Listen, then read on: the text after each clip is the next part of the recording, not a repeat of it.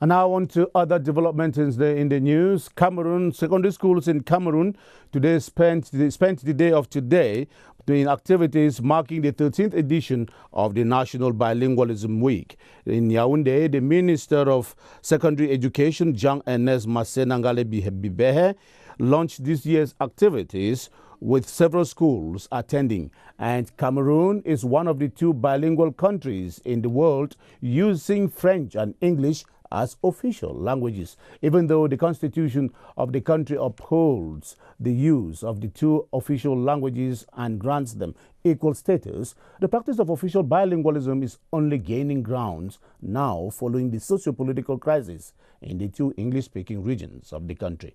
More Cameroonians are now motivated and are making great efforts in learning to be bilingual in both French and English. Constantin Bob talked to some inhabitants of Yaoundé and put together the following report. The ball has been set rolling by President Paul Biya as he created a National Commission for the Promotion of Bilingualism and Multiculturalism, a commission which has already started its mission promoting the use of both French and English languages as the constitution of the country upholds. A stop at the Yaoundé Pilot Linguistic Center reveals that many Cameroonians now see the importance of speaking both languages. In 2016, we had, how many? I think 9,090 students. But in 2017, we have got more than 10,200. So we can confirm that the number has increased. Many people are coming. We also noticed that even with Anglophones, things have changed.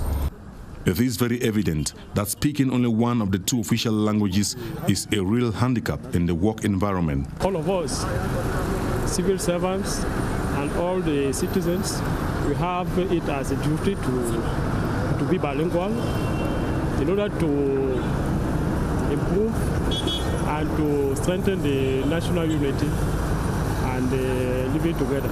Many Francophones now see the need to be bilingual and will go even as far as using modern apps to learn English. I have a dictionary. I have an iPhone.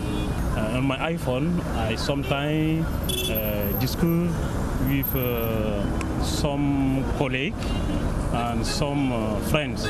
Anglophones too are making the efforts to speak French. Moi, je suis un anglophone, mais c'est très important pour parler français, surtout quand tu vis à Yaoundé, parce que 80% des personnes qui font les activités avec eux au quotidien sont les francophones.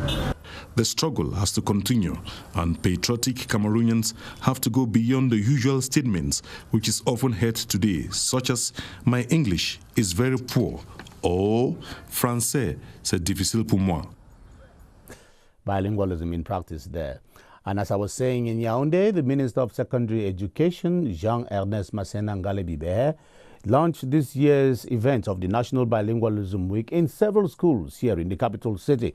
The aim of the Bilingualism Week is to ensure the effective implementation of the practice of bilingualism at the secondary school level. Yoti Kaleli Songe reports.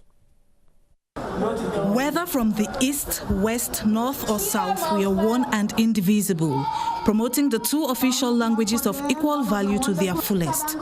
This was the key message from these students under the tenets of bilingualism, the bedrock of national unity and peaceful coexistence. We are not supposed to wait the week of bilingualism or the day of bilingualism to make effort to speak English for Francophone and French for Anglophone. This 13th edition of the National Bilingualism Week is being celebrated with each person using their second official language, mindful of the benefits of being bilingual in 2 key international languages. Bilingualism is an opportunity for us Cameroonians to have jobs internationally and to communicate within ourselves. The pace was set by the secondary education bus. We are celebrating this week in a context where national unity and living together are facing enormous challenges.